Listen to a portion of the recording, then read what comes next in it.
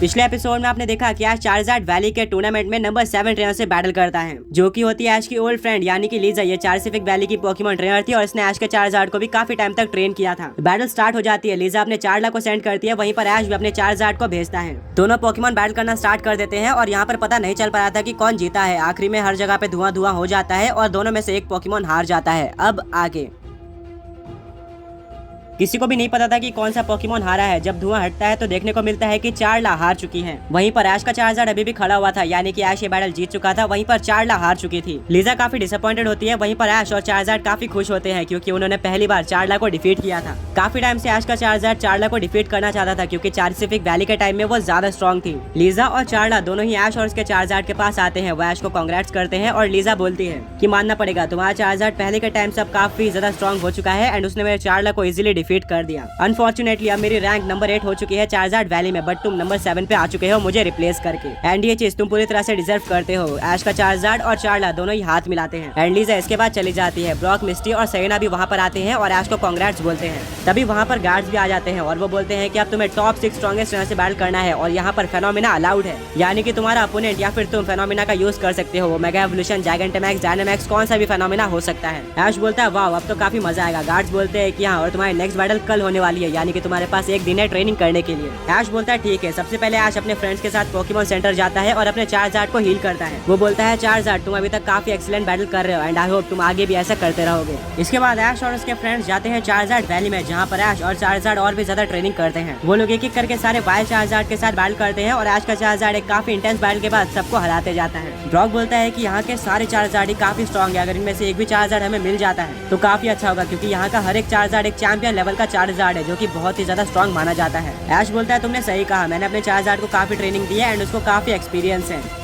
Still यहाँ के Charizard उसको टक्कर दे रहे हैं, जो कि काफी बड़ी बात है किसी वाइल्ड पोकी। तभी ब्रॉक गार्ड्स के पास जाता है एंड उसे पूछता है कि क्या हम यहाँ के किसी चार्जार्ड को कैच कर सकते हैं और अपने साथ लेकर जा सकते हैं। गार्ड बोलते हैं कि नहीं, इनमें से ज्यादा चार्जार्ड को तुम कैच नहीं कर सकते, बट यहाँ पर तुम्हें कुछ ऐसे चार्जार्ड दिख रहे होंगे जिन्होंने ब्रेसलेट पहन रखी है, तुम उनको डिफीट करके कैच कर सकते हो। वो बिना ब्रेसलेट पहने हुए चार्जार्ड से स्लाइटली वीक है, बट स्टिल वो भी काफी स्ट्रॉन्ग है। ब्रॉक बोलता है कि मैं ट्राई जरूर करूंगा। ऐश और उसके फ्रेंड्स एक एक करके सारे चार्जार्ड को चेक करते हैं। फिर ब्रॉक बोलता है कि मुझे ये चार्जार्ड काफी ज्यादा स्ट्रॉन्ग लग रहा है, मैं इसी को कैच करना चाहूंगा। इसके बाद ब्रॉक सेंड करता है अपने स्टीलिक्स को। चार्जार्ड और स्टीलिक्स के बीच में बैटल स्टार्ट हो जाती है, जहां पर चार्जार्ड फ्लेम थ्रोअर के साथ स्टार्ट करता है। स्टीलिक्स ज्यादा फास्ट पोकेमॉन नहीं है, इसके चलते उसके ऊपर फ्लेम थ्रोअर लग जाता है। इसके बाद ब्रॉक अपने स्टीलिक्स को डिग अटैक यूज करने बोलता है, जिससे वो एक गड्ढा खोदता है और चार्जार्ड के ऊपर नीचे से अटैक कर देता है। पर जैसे ही अटैक चार्जार्ड के ऊपर लगने वाला था वो हवा में उड़ जाता है, जिसके चलते उसके ऊपर डैमेज नहीं पड़ता। इसके बाद चार्जार्ड उसी होल के अंदर फायर ब्लास्ट अटैक का यूज करता है, जो कि स्टीलिक्स के ऊपर लग जाता है। स्टीलिक्स अभी भी ग्राउंड के अंदर था, उसको काफी ज्यादा डैमेज पड़ता है। इसके बाद चार्जार्ड उसी होल के अंदर दोबारा से फ्लेम थ्रोअर यूज कर देता है। स्टीलिक्स को लगातार डैमेज पड़ते जा रहा था। ब्रॉक बोलता है कि स्टीलिक्स बाहर आ जाओ। स्टीलिक्स बिल्कुल ऐसे ही करता है और बाहर आ जाता है। इसके बाद वो वाइल्ड चार्जार्ड यूज करता है फ्लेम थ्रोअर अटैक का, जिसको स्टीलिक्स काउंटर करता है स्टोन एज के साथ। फ्लेम थ्रोअर स्टोन एज के मुकाबले कहीं ज्यादा स्ट्रॉन्ग था, जिसके चलते वो इस अटैक को ओवर पावर करते हुए स्टीलिक्स के ऊपर लग जाता है और एक काफी बड़ा एक्सप्लोजन होता है, जिससे स्टीलिक्स हार जाता है, यानी कि ये बैटल वो वाइल्ड चार्जार्ड जीत गया था। तभी वहाँ पर गार्ड्स आ जाते हैं और बोलते हैं कि वाइल्ड चार्जार्ड ने तुम्हारे स्टीलिक्स को डिफीट कर दिया है, अब तुम्हें और ट्राई नहीं मिलेंगे वाइल्ड चार्जार्ड को कैच करने के। ब्रॉक काफी ज्यादा डिसअपॉइंटेड होता है, but at the same time वो अप्रिशिएट करता है वाइल्ड चार्जार्ड के पावर को, क्योंकि उसने कभी भी इतने ज्यादा स्ट्रॉन्ग वाइल्ड पोकेमॉन नहीं देखे थे। एक तरफ ब्रॉक का वेल ट्रेंड स्टीलिक्स था, वहीं पर दूसरी तरफ एक वाइल्ड चार्जार्ड था जिसको अभी तक किसी भी ट्रेनर ने ट्रेनिंग नहीं दी है एंड वो चार्जार्ड वैली में रहकर ही ट्रेनिंग करता है खुद से। ऑब्वियसली यहाँ पर स्टीलिक्स को जीत जाना चाहिए था, बट ना ही सिर्फ चार्जार्ड ने स्टीलिक्स को डिफीट कर दिया, बट उसको डोमिनेट भी किया। स्टीलिक्स उसके ऊपर एक भी अटैक नहीं मार पाता। ब्रॉक काफी डिसअपॉइंटेड होता है। ऐश बोलता है कोई बात नहीं ब्रॉक, यहाँ के चार्जार्ड काफी स्ट्रॉन्ग है। इसके बाद ऐश और भी ट्रेनिंग करता है अपने चार्जार्ड का यूज करके।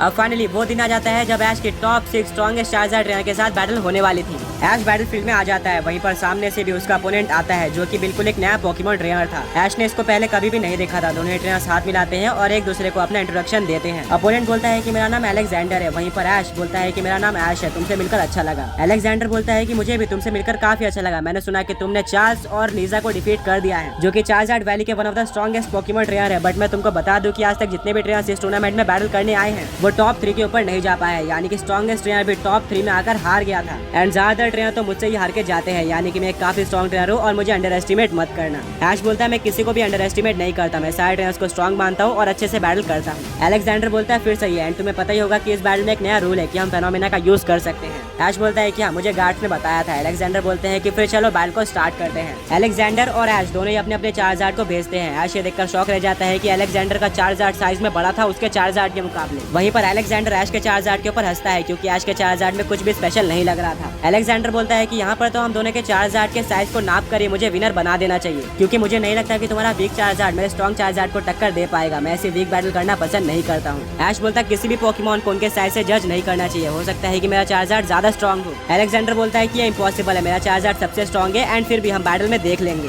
बैटल स्टार्ट हो जाती है। अलेक्जेंडर अपने डायनामैक्स बैंड को निकालता है और चार्जार्ड को डायनामैक्स कर देता है डायनामैक्स चार्जार्ड में, यानी कि ऐश के चार्जार्ड की बैटल एक डायनामैक्स चार्जार्ड के साथ होने वाली थी। वहीं पर ऐश भी अपने मेगा रिंग को बाहर निकालता है और अपने चार्जार्ड को मेगा इवॉल्व कर देता है मेगा चार्जार्ड एक्स में, यानी कि ये बैटल होने वाली थी mega Charizard x versus Dynamax Charizard की। बैटल स्टार्ट हो जाती है। ऐश अपने चार्जार्ड को फ्लेम थ्रो अटैक यूज करने बोलता है जो कि डायनामैक्स चार्जार्ड के ऊपर लग जाता है, बट उसको इस अटैक का कोई भी डैमेज नहीं पड़ता। अलेक्जेंडर बोलता है कि बोला था ना तुम्हारा चार्जार्ड काफी वीक है। अब मेरे चार्जार्ड की पावर देखकर तुम्हें पता चल जाएगा कि चार्जार्ड कितने स्ट्रॉन्ग होते हैं और बैटल कैसे करी जाती है। चार्जार्ड फ्लाइंग टाइप के डायनामैक्स मूव यानी कि मैक्स एयर स्ट्रीम का यूज करो। चार्जार्ड इसको यूज कर देता है। यह अटैक काफी ज्यादा बड़ा था जिसके चलते ऐश का चार्जार्ड कोशिश करने के बाद भी इस अटैक को डॉज नहीं कर पाता और वो पीछे लावा में जाकर गिर जाता है। ऐश बोलता है नहीं चार्जार्ड क्या तुम ठीक हो। वहीं पर दूसरी तरफ अलेक्जेंडर के चार्जार्ड के स्पीड स्टैट्स बढ़ जाते हैं जो कि मैक्स एयर स्ट्रीम का सेकेंडरी इफेक्ट है। ऐश काफी डरा हुआ होता है क्योंकि उसका चार्जार्ड लावा में गिर चुका था, पर तभी उसका चार्जार्ड बाहर आ जाता है और वो अभी भी पूरी तरह से फायर्ड अप लग रहा था। इसके बाद ऐश का चार्जार्ड यूज करता है फायर ब्लास्ट अटैक का। इसके काउंटर में डायनामैक्स चार्जार्ड यूज करता है फायर टाइप के डायनामैक्स मूव यानी कि मैक्स फ्लेयर का। दोनों अटैक टकरा जाते हैं बट ऑब्वियसली यहाँ पर डायनामैक्स मूव ज्यादा स्ट्रॉन्ग था जिसके चलते ऐश के चार्जार्ड को डैमेज पड़ जाता है। बैटल के स्टार्ट में डायनामैक्स चार्जार्ड ने पूरी तरह से डोमिनेट कर लिया था मेगा चार्जार्ड एक्स को। सहीना बोलती है कि डायनामैक्स चार्जार्ड में कुछ ना कुछ स्पेशल है क्योंकि ऐश के पोकेमॉन्स को कोई भी इतना जल्दी डोमिनेट नहीं कर पाता है। वहीं पर बैटल फील्ड में काफी तेज सनलाइट आ जाती है जो कि सेकेंडरी इफेक्ट है मैक्स फ्लेयर अटैक का। ऐश का चार्जार्ड काफी डैमेज ले चुका था। ऐश बोलता है चार्जार्ड क्या तुम आगे बैटल कर सकते हो। चार्जार्ड बोलता है हाँ और वो खड़ा हो जाता है।